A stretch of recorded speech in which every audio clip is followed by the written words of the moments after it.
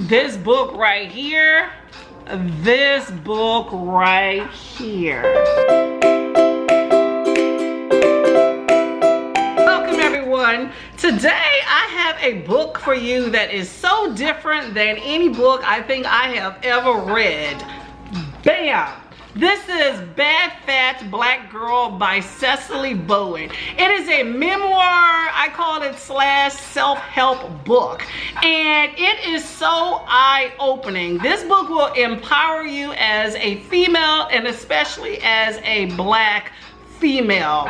Now, she calls herself a trap feminist. Now, a very loose definition of feminism is that the male point of view is more prominent in society and emphasis needs to be placed on female issues so that we can kind of even out the playing field to shoot for equality. Now add in trap feminism and you're adding in the awesomeness of hip hop culture and you get a badass female that's taking charge and telling you what she wants, how much she wants it for, where she wants you to do it, all of that good stuff. Now this book puts a lot of emphasis on hip hop culture and a study of gender. And you know what? It's very fitting because Sesali Bowen, who is the author, she has a bachelor and a master's degree in gender studies and sexuality, and she is an entertainment reporter. And currently she has a podcast where she promotes queer and female rappers. She also grew up in the hood, so she has a lot of knowledge about what she's talking about.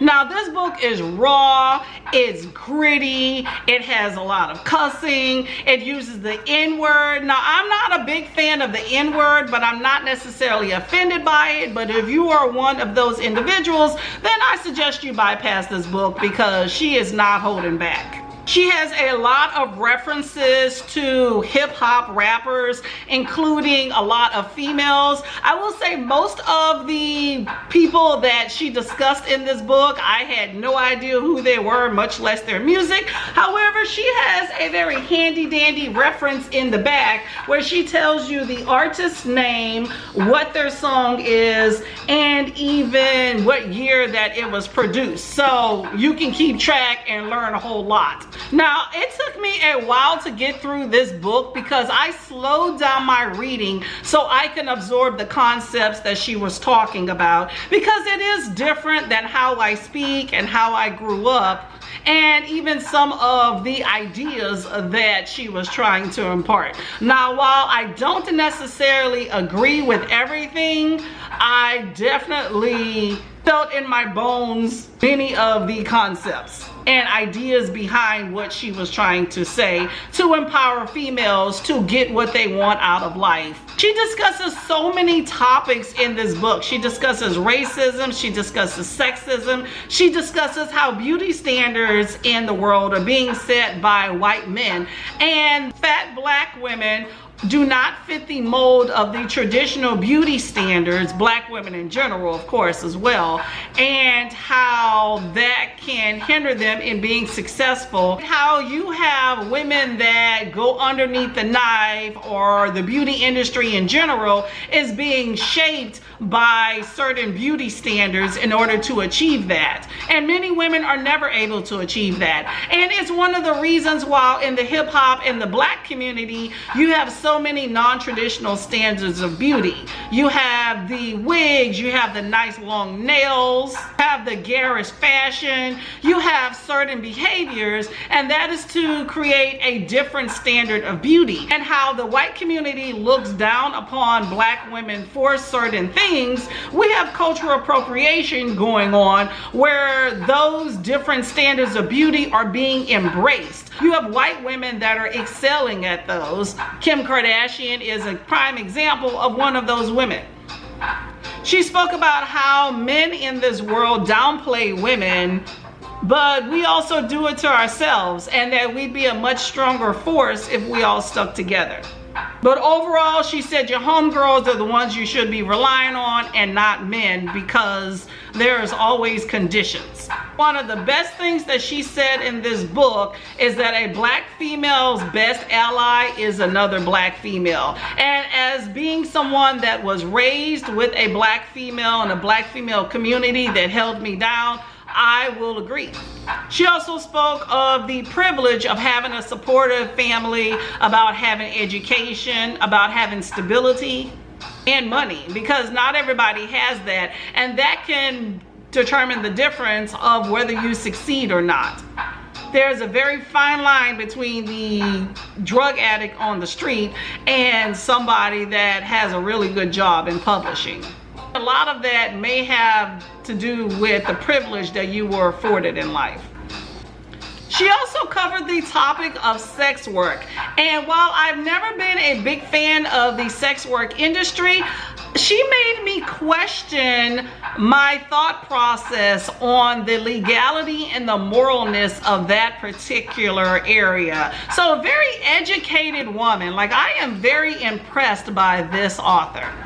She addresses the term confident, which I have heard addressed to black women, and especially fat black women, my entire life. And it gave you food for thought about if that really is a compliment or not. She terms it as a backhanded compliment, and I think I agree with her. I mean, are people really surprised that you're not suffering because of who you are?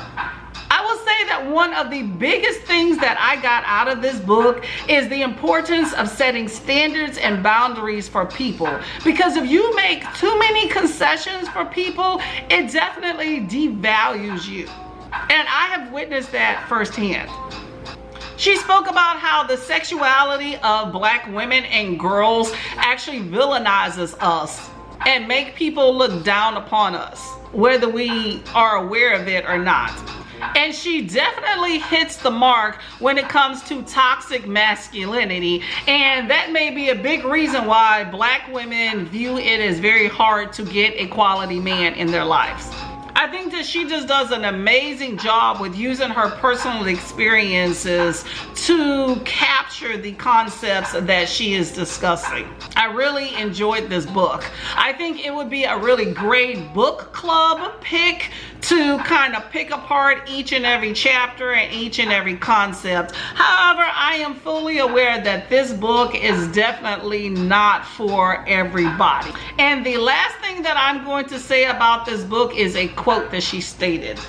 Setting boundaries and demanding the respect I'm owed by virtue of being a grown-ass woman are just part of what it means to be a fully formed human.